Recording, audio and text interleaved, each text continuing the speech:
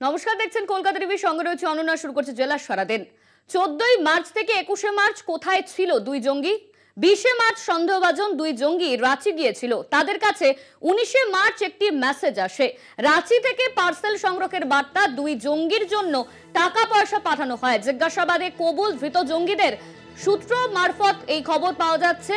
21শে March কলকাতায় ফিরে আসে। রাঁচির ঠিকানা চিহ্নিত করেছে এনআইএ। কারা পাঠিয়েছিল পার্সেল, তদন্তে এনআইএ। দুই জঙ্গির জন্য টাকা পয়সা পাঠানো হয়। জিজ্ঞাসাবাদে কবুল ধৃত জঙ্গিদের। 14ই মার্চ থেকে 21শে মার্চ কোথায় ছিল দুই জঙ্গি? 20শে মার্চ সন্দেহভাজন দুই জঙ্গি রাঁচি গিয়েছিল। তাদের কাছে 19শে মার্চ একটি মেসেজ আসে। রাঁচি থেকে পার্সেল সংগ্রহের বার্তা, দুই জঙ্গির জন্য টাকা পয়সা পাঠানো হয়। জিজ্ঞাসাবাদে কবুল ধৃত জঙ্গিদের।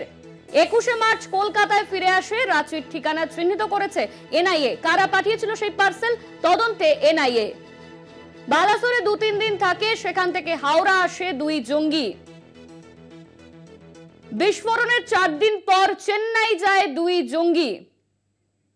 পঞ্চম দিনে চেন্নাই থেকে ট্রেনে হাওড়ার উদ্দেশ্যে রওনা।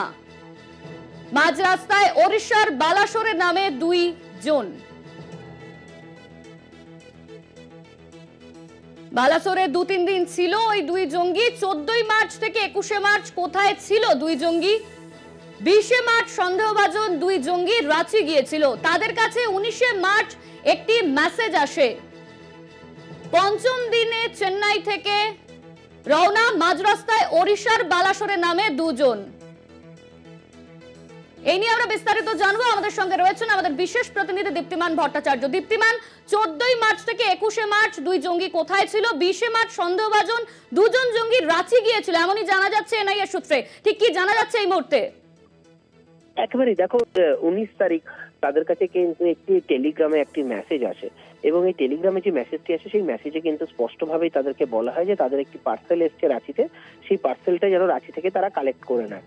এবং সেই মতো এই মেসেজ পাওয়ার মাত্রই তারা 20 তারিখে কিন্তু রাঁচির উদ্দেশ্যে রওনা দেয় এবং রাঁচিতে গিয়ে তারা সেই পার্সেল কালেক্ট করে 21 তারিখে তারা ফিরে আসেন এবং ফিরে আসার পর তারা কিন্তু চলে যান সোজা খিদিরপুর এলাকায়, যেখানে তাদের হোটেল বুক করা হয়েছিল। সেখানে গিয়ে তারা কিন্তু থাকেন। অর্থাৎ এই যে পুরো বিষয়টা রয়েছে, এটা কিন্তু পুরো টেলিগ্রামের মাধ্যমে মেসেজ আসে, সেই মেসেজের ভিত্তিতেই কিন্তু তারা এই রাঁচিতে যাওয়া হয়। অনন্যা, সঙ্গে থাকো দীপ্তিমান। আমাদের সঙ্গে ছিলেন আমাদের প্রতিনিধি দীপ্তিমান ভট্টাচার্য। 20শে মার্চ সন্দেহভাজন দুই জঙ্গি রাঁচি গিয়েছিল। তাদের কাছে 19শে মার্চ একটি মেসেজ আসে। জঙ্গি সংগঠনে হাতেখড়ি। 2020-তে অনলাইনে জঙ্গি সংগঠন আইএস এর দাওয়াত নিয়েছিল আব্দুল মতিন, মুসাফির হোসেন। দাওয়াত অর্থ জঙ্গি সংগঠনের সদস্য হওয়া। এই নিয়ে কি জানা যাচ্ছে দীপ্তিমান? দেখো, 2020 সালে কিন্তু অনলাইনে ডার্ক ওয়েবে যে মাধ্যমে কিন্তু তারা যে অনলাইন রয়েছে সেখান থেকে কিন্তু তারা দাওয়াত নিয়েছিলেন এবং এই দাওয়াত নেওয়ার মানে হচ্ছে কিন্তু হাতে খড়ি দেওয়া বা সদস্য পদ গ্রহণ করা। এবং দাওয়াত নেওয়ার পর প্রাথমিকভাবে যে কাজটা দেওয়া হয় সব জায়গায়, এবং এদেরকেও সেই দাওয়াতের পর সেই কাজই দেওয়া হয়েছিল এবং ফেসবুকের মাধ্যমে তারা বিভিন্ন পয়েন্টগুলোকে তুলে ধরছিল। তাদের যে আওয়াজ ওঠানো, তাদের যে কথা বলা, সেইগুলোকে কিন্তু তুলে ধরতে বলা হয়েছিল। 2022 সালে আসার পর কিন্তু তাদের কর্ণাটক মডিউলও কিন্তু ইনক্লুড করা হয় এবং কর্ণাটক মডিউলে তাদেরকে ইনক্লুড করার পর তাদেরকে কিন্তু সেখানেই তারপর কর্ণাটকের আরো যারা ছিলেন তাদের সঙ্গে তাদের বৈঠক হয় বিভিন্ন সময় এবং তারপর তারা কিন্তু এই যে বিস্ফোরণের পরিকল্পনা, সেই বিস্ফোরণের পরিকল্পনা করে। কিভাবে বিস্ফোরক জোগাড় করা হবে, কিভাবে বিস্ফোরক তৈরি করা হবে, কারা কারা এতে মদত দিয়েছিল, কিভাবে এই বিস্ফোরকটা তৈরি করা হয়েছিল, সেইগুলো কিন্তু এখন তদন্ত করছে এনআইএ। কার কার থেকে এই জিনিসগুলো কেনা হয়েছিল, কারা তাদেরকে এই সহযোগিতা করেছিল, সেটাই এখন সব থেকে গুরুত্বপূর্ণ বিষয়। ধন্যবাদ তোমায় দীপ্তিমান। আমাদের সঙ্গে ছিলেন আমাদের বিশেষ প্রতিনিধি দীপ্তিমান ভট্টাচার্য।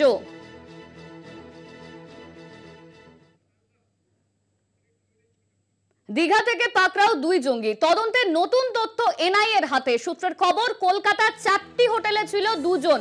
এসপ্ল্যানেড ছাড়াও খিদিরপুর, একবালপুরে গা ঢাকা দেয় তারা। সব ডেরায় আলাদা জাল আধার কার্ড দেখায়। সব জায়গায় 1 থেকে 3 দিন ছিল দুই জঙ্গি। উঠছে একাধিক প্রশ্ন। কলকাতার খুঁটিনাটি কিভাবে জানলো দুই জঙ্গি? আগেই কলকাতায় এসেছিল নাকি রেকি করেছিল, নাকি কলকাতায় এমন কেউ আছে যে সাহায্য করেছিল? একাধিক মিসিং লিংকের খোঁজে এনআইএ। এই নিয়ে আমরা বিস্তারিত জানবো। আমাদের সঙ্গে রয়েছেন আমাদের প্রতিনিধি রিয়া মাঝি। রিয়া, একাধিক মিসিং লিংকের খোঁজে এনআইএ। তারা কলকাতায় এসে 4টি হোটেলে চলেছিল এমন জানা যাচ্ছে। একদমই অনন্যা, তোমাকে জানিয়ে রাখবো যে 1 তারিখে ঘটনাটি ঘটে, 3 তারিখে এনআইএ তদন্তভার নেয় এবং যেটা দেখা যায় যে ঘটনা ঘটানোর পরে প্রায় 4 থেকে 5 দিন সাউথ ইন্ডিয়াতেই ছিল এবং চেন্নাইতে ছিল বলে এমনটাই জানা গিয়েছে। এবং তারপর সেখান থেকে পালিয়ে তারা আসে কলকাতাতে, অর্থাৎ 12 থেকে 13 তারিখ তারা কলকাতাতে চেক ইন করে। 12 তারিখে চেক ইন, 13 তারিখে চেক আউট। আবার প্ল্যানেটের আরো একটি হোটেল যেখানে 13 তারিখে চেক ইন, 14 তারিখে চেক আউট।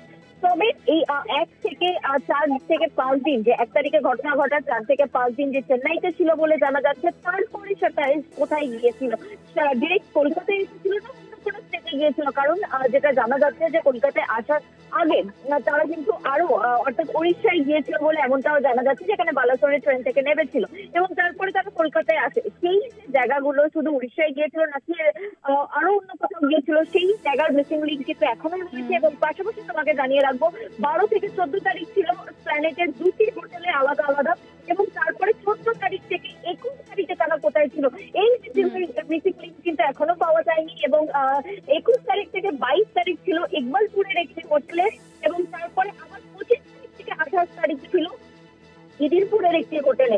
এই যে 22 তারিখ থেকে 25 তারিখের যে গ্যাপটা, এই যে 4 থেকে 5 দিন, এই দিনগুলোতে তারা কোথায় ছিল? এই একাধিক যে মিসিং লিঙ্ক গুলো রয়েছে, কলকাতার যুগ যেমন রয়েছে তেমন একাধিক মিসিং লিঙ্ক রয়েছে।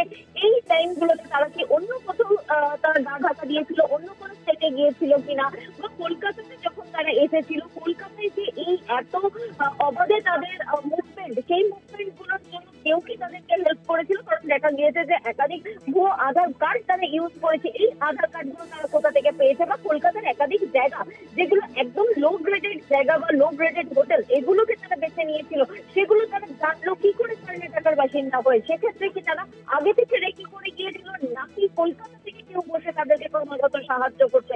এই একাধিক বিষয় নিয়ে কিন্তু এনআইএ বা সেন্ট্রালের আরো যারা ইন্টেলিজেন্স এজেন্সি গুলো রয়েছে তারা কিন্তু এই বিষয়টাই খতিয়ে দেখছে। ধন্যবাদ তোমায় রিয়া, আমাদের সঙ্গে ছিলেন আমাদের প্রতিনিধি রিয়া মাঝি। দীঘায় জঙ্গি পাকড়াও, জঙ্গি নিয়ে ফের মুখ খুললেন মুখ্যমন্ত্রী মমতা বন্দ্যোপাধ্যায়। 2 ঘন্টার জন্য গদ্দারদের জায়গা ছিল, 2 ঘন্টার মধ্যে গ্রেপ্তার করেছে পুলিশ। মনে রাখবেন, বাংলার নিরাপদতম জায়গা। জলপাইগুড়ির সভায় মন্তব্য মুখ্যমন্ত্রী মমতা বন্দ্যোপাধ্যায়। ঠিক কি বলেছেন মুখ্যমন্ত্রী শোনাবো আপনাদের। Bengal is not the safest place.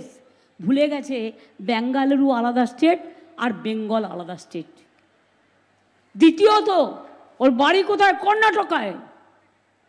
2 ঘন্টার জন্য মিদনাপুরে কন্টাইতে ছিল গদ্দারদের জায়গায়। আমাদের পুলিশ 2 ঘন্টার মধ্যে অ্যারেস্ট করে দিয়েছে। এটা হচ্ছে বেঙ্গল। মনে রাখবেন, safest place in India. 19 Lok Sabha থেকে 21 বিধানসভা ভোট, তৃণমূলকে বারবার ফিরিয়েছে উত্তরবঙ্গ। ভোটে জিতে সাংসদরা কি করেছেন উত্তরবঙ্গের জন্য? তৃণমূল কংগ্রেসের কি অপরাধ? প্রথম দফা ভোটের আগে উত্তরবঙ্গের মানুষের কাছে প্রশ্ন মমতার। প্রধানমন্ত্রী বাগডোগরা লাগোয়া কাওয়াখালী থেকে শুরু করেন, আর প্রচারের শুরু থেকেই মুখ্যমন্ত্রী বারবার উত্তরবঙ্গে। 2 দলের শীর্ষ নেতৃত্ব, 2 প্রতিপক্ষের টার্গেট। প্রথম দফার 3 কেন্দ্র, কোচবিহার, আলিপুরদুয়ার, জলপাইগুড়ি। 2019 লোকসভা ভোটে এই 3 কেন্দ্র তো বটেই, গোটা উত্তরবঙ্গে গোহারা তৃণমূল কংগ্রেস। কেন উত্তরবঙ্গের মানুষ ফিরিয়েছে তৃণমূল কংগ্রেসকে? প্রশ্ন মমতার। একসময় তৃণমূল নেতা নিশীথ প্রামাণিক, এখন কোচবিহারের সাংসদ, স্বরাষ্ট্র মন্ত্রকের প্রতিমন্ত্রীও। নাম না করে ফের নিশীথকে নিশানা মমতার। আমি মা ভাই বোনদের তাই জিজ্ঞেস করব, কি অপরাধ করলো তৃণমূল কংগ্রেস যে ডাবগ্রাম, ফুলবাড়ি এবং উত্তরবঙ্গ বারবার আপনারা বিজেপিকে কেন ভোট দেবেন? কি করেছে বিজেপি আপনাদের জন্য? কি করেছে? 1 পয়সা দিয়ে কাউকে সাহায্য করেছে? বিনা পয়সায় রেশন কার্ড দেয়, আমরা দিই। আর দিল্লিতে গিয়ে বাংলার কথা বলবে না, বলবে বাংলাকে টাকা দেবে না। কেন দেবেন বলতে পারেন মা বোনেরা আমার? এবারেও কি দেবেন? মা বোনেরা এবারেও কি দেবেন? আমি মা বোনদের সম্মান করি। বিজেপিকে ভোট দিয়ে জেতালেন, নর্থ বেঙ্গলের সব সিট বিজেপি পেল লোকসভা ইলেকশনে। কি দোষ করেছিল তৃণমূল? জঙ্গলমহলে সব সিট তৃণমূল বিজেপি পেল কেন? কি দিয়েছে আজ পর্যন্ত? একটা কিছু দিয়েছে? একটা কিছু করেছে? যদি কিছু করে দিয়ে থাকে আমার কোনো আপত্তি নেই। আমরা করেছি, আমরা বলি আমরা করেছি, যান দেখে নিন গাজলডোবা। বাংলার বঞ্চনা, 100 দিনের কাজ, আবাসের টাকা বিজেপির বিরুদ্ধে লোকসভা নির্বাচনে তৃণমূলের অন্যতম হাতিয়ার। ঝড়ে দুর্গতদের ক্ষতিপূরণ পৌঁছে দিতেও কেন কমিশন অনুমোদন দেয়নি? কেন প্রধানমন্ত্রী প্রচারে এসে খোঁজ নেননি? প্রশ্ন মমতার। কলকাতা টিভি। জেলার সারাদিনে এখন সময় একটা বিরতির, ফিরছে বিরতির পর সঙ্গে থাকুন। ফিরে এলাম বিরতির পর। আর এই মুহূর্তে যে খবরের দিকে নজর রাখবো, গার্ডেন রিচে বহুতল বিপর্যয়। ইতিমধ্যেই 3 জন আধিকারিককে, পুরসভার আধিকারিককে সাসপেন্ড করা হয়েছে। শোকজের পর তাদের সাসপেন্ড করা হলো। গার্ডেন রিচে বহুতল বিপর্যয়ে সাসপেন্ড 3 পুর আধিকারিক। এই নিয়ে আমরা বিস্তারিত জানবো। আমাদের সঙ্গে রয়েছেন আমাদের প্রতিনিধি দুর্গাদাস বন্দ্যোপাধ্যায়। দুর্গা, গার্ডেন রিচে বহুতল বিপর্যয়, ইতিমধ্যেই সাসপেন্ড করা হয়েছে 3 পুর আধিকারিককে, ঠিক কি জানা যাচ্ছে? দেখো, গার্ডেন রিচ কাণ্ডে যেটা হয়েছিল যে একটা অবৈধ নির্মাণ সেটা আইডেন্টিফাই হয়েছিল এবং তারপরে সেই অবৈধ নির্মাণ চলাকালীন বাড়ি ভেঙে পড়ে এবং সেই বহুতলের নিচে বসবাসকারী বেশ কয়েকজন মানুষের প্রাণ যায় বা রাজ্য সরকার বিব্রত হন রাজ্যের মন্ত্রী তথা কলকাতার মেয়র ফিরহাদ হাকিম। তারপরে তিনি একটা কঠোর অবস্থান নেন। সেই এলাকার বোরোর যে এক্সিকিউটিভ ইঞ্জিনিয়াররা রয়েছে তাদের 3 জনকে ফোকাস নোটিশ ধরানো হয় যে ঠিক কি কারণের জন্য এই অবৈধ বাড়িটি নির্মাণ কার্য করা হলো এবং without having any prior permission from Kolkata municipal corporation সমস্ত ডকুমেন্ট তাদেরকে দাখিল করতে বলা হয়। কিন্তু তারা যে উত্তর শোকজের এগেনস্টে দেয় সেটা যথেষ্ট স্যাটিসফ্যাক্টরি না হওয়ার কারণেই কিন্তু কলকাতা পুর কমিশনার এবং মেয়র দুজনে মিলেই সিদ্ধান্ত নেন এই 3 জনকে সাসপেন্ড করার। এবং আজকে আমরাই সেই খবর প্রথম বের করলাম যে তাদের 3 জনকে সাসপেন্ড করা হয়েছে এবং আগামী দিনে এই বার্তা দেওয়া হয়েছে যে যদি এই ধরনের অবৈধ নির্মাণ কাজের সঙ্গে যুক্ত কোনো কাউকে আইডেন্টিফাই করা যায়, তার জন্য যদি কোনো বড়সড় ঘটনা ঘটে তাহলে আগামী দিনে তাদেরকেও কিন্তু রেয়াত করা হবে না। এটা কিন্তু স্পষ্ট করে বলেছেন কলকাতার মেয়র ফিরহাদ হাকিম। তিনি এটাও স্পষ্ট বলেছেন যে মানুষের জীবনের মূল্য কখনো কোনো টাকা পয়সা বা কোনো কিছু দিয়ে মাপা যায় না। তাই শহর কলকাতার মানুষের জীবনের সুরক্ষার প্রশ্নে 0 টলারেন্স, অর্থাৎ কোনো রকম ভাবে এই কোনো আপোষ করা হবে না মানুষের জীবনের সুরক্ষার স্বার্থে। তাই এই বার্তাটা দিতেই কিন্তু এই 3 জন সাসপেন্ড হলেন এবং আধিকারিক মহলে এই নিয়ে কিন্তু ইতিমধ্যে যথেষ্ট চাঞ্চল্য ছড়িয়ে পড়েছে। আমরা কলকাতা পুরসভা সূত্রে এটা জানতে পেরেছি।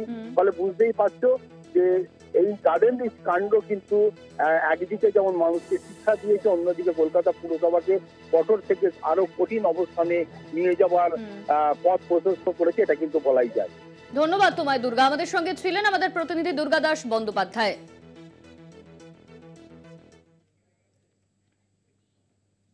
তৃণমূলের অন্তর্দ্বন্দ্বে উত্তপ্ত বসিরহাটের হারোয়ার কুলটি। তৃণমূল ব্লক সভাপতি ও বিধায়কের অনুগামীদের মধ্যে দ্বন্দ্বে শনিবার সকালে উত্তেজনা ছড়ায় কুলটি পঞ্চায়েতে। গোষ্ঠীকন্দলে জখম একাধিক তৃণমূল নেতা। ভোটের মুখে অস্বস্তিতে বসিরহাটের তৃণমূল কংগ্রেস। আজের মিদ্যা একজন তৃণমূল কর্মী। হারোয়ার ঘুষিঘাটায় তাঁর একটি চায়ের দোকান রয়েছে। শনিবার সকালে চা তৈরি করছিলেন আজের। অভিযোগ, সেই সময়ই আচমকা তাঁর ওপর হামলা হয়। অভিযোগের তীর পঞ্চায়েত সমিতির সহ সভাপতি আব্দুল খালেক মোল্লার অনুগামীদের দিকে। তৃণমূল করে তো মার খাবো না। আপনি কতটা আতঙ্কে আছেন? এখন তো আতঙ্কে আছি, কিন্তু আমরা জনসমর্থন বা এমএলএ পন্থী যারা আমরা 70% মানুষ আছে, কিন্তু আমরা লড়াইয়ের ময়দানে যাচ্ছি না একটাই কারণে, আমরা তৃণমূলটা করি সক্রিয়ভাবে। যদি তাই না হয় আমরা 70% মানুষকে নিয়ে অন্যদিকে চিন্তা ভাবনা করবো। এই এমএলএ লোক ছিল, এখন ওরা নিউট্রাল বসে আছে খাওয়ার জন্য, বাড়ির দিন আনে দিন খায়। আরো এসেছে ওদের সবার মারধর করেছে। তারপর হাসপাতালে চিকিৎসা করা যাচ্ছে, এর হাসপাতালে এসেছে ট্রিটমেন্ট করতে, হাসপাতালে এসে মেরেছে। হারোয়ার বিধায়ক উষারানী মণ্ডলের স্বামী মৃত্যুঞ্জয় মণ্ডল চা দোকান মালিক আজের মৃত্যুঞ্জয়ের অনুগামী বলেই পরিচিত। সেই কারণেই কি তার উপর হামলা? আমরা তৃণমূল টাকা করে তৃণমূল করে আসছি, কিন্তু ওরা সকালে আজ হঠাৎ খেয়ে গিয়ে চার দোকান ভাঙচুর, আমাদের 8-10টা ছেলে মারধর করেছে, চোখ নষ্ট করে দিয়েছে, একজনের হাত পা কুচে দিয়েছে। আবার এখান থেকে মারধর করে আমরা হসপিটালে চলে গেছি, ওখানে গিয়ে আমাদের হসপিটালেও ধরে মারধর করেছে। শুধু মারধরই নয়, আজের মিদ্যা ও অন্যান্য তৃণমূল কর্মীদের দোকান ও সাইকেল গ্যারেজ ভাঙচুর করা হয় বলেও অভিযোগ। হারোয়া থেকে সঞ্জিত চক্রবর্তীর রিপোর্ট, কলকাতা টিভি। জমি দখলকে কেন্দ্র করে রণক্ষেত্র বসিরহাটের হারোয়ার শালিপুর। জমি বিবাদের জেরে প্রাণ গেল একজনের, যখন 10-এরও বেশি। এলাকায় শান্তি বজায় রাখতে পুলিশ পিকেট। হারোয়ায় জমির দখলদারি ও গাছ কাটাকে কেন্দ্র করে তুলকালাম, যার জেরে অস্বাভাবিক মৃত্যু বছর 40-এর সৈফুদ্দিন মোল্লার। অভিযোগ, তাঁকে পিটিয়ে খুন করা হয়েছে। খুনের ঘটনায় কাঠগড়ায় দুই পরিবার, রুহুল আমিন মোল্লা ও সাদেক মোল্লা। সাদেক মোল্লার পরিবার গাছ কাটতে গেলে বাধা দেয় রুহুল আমিনের পরিবার। এরপরই পরিস্থিতি উত্তপ্ত হয়ে ওঠে। বাঁশ লাঠি হাতে একে অপরের ওপর চড়াও হয়। ওই জমি জায়গা নিয়ে ঝামেলা হচ্ছিল, হতে হতে ওই মারপিট হলো। মারপিট হয়ে এইসব হলো। হ্যাঁ, গাছ কাটা নিয়ে, গাছ কাটা মানা করেছিল, কাল পুলিশ গিয়ে মানা করেছে, শুনিনি তো। না শোনা যেতে তারা ওরা জোর করে গুড়ি তুলেছে, তুলে নিয়ে মারপিট হয়েছে। সেই গাছের প্রথম দিন থানা সব গাছ কেটে দিয়েছে, থানা যে বারণ করে এসছে, কেস কাবাটি হয়েছে, বলেছে যে কোর্টের অর্ডার ছাড়া কোনো গাছে কোনো জিনিস আর থাকবে না। আবার ফের আজকেরও ওরা সেই গাছ কেটে তুলে নিয়েছে। আমরা বাধা দিতে বারণ করতে গেলে আমাদের সব মারধর করেছে। পরিস্থিতি সামাল দিতে এলাকায় পৌঁছায় পুলিশ বাহিনী। গোলমাল পাকানোর দায়ে 9 জনকে আটক করেছে পুলিশ। ঘটনাস্থলে পৌঁছায় হারোয়ার বিডিও অতুল ঘোষ। কোনো কিছু না নিয়ে ওখানে যাই, তো যাওয়ার পরেই ওরা শুরু করে দেয় মাছ ধরা দৈনিকভাবে। আজ থেকে না, আপনাদের জমির উপরে গাছ কাটছিল, আপনারা প্রতিবাদ করেছিলেন? এলাকার মানুষের দাবি, জমি নিয়ে বিবাদের সূত্রপাত 1 বছর আগে। গত কয়েক মাস ধরে দুই পরিবারের মধ্যে গন্ডগোল, মারামারি লেগেই থাকতো। বসিরহাট থেকে সঞ্জিত চক্রবর্তীর রিপোর্ট, কলকাতা টিভি।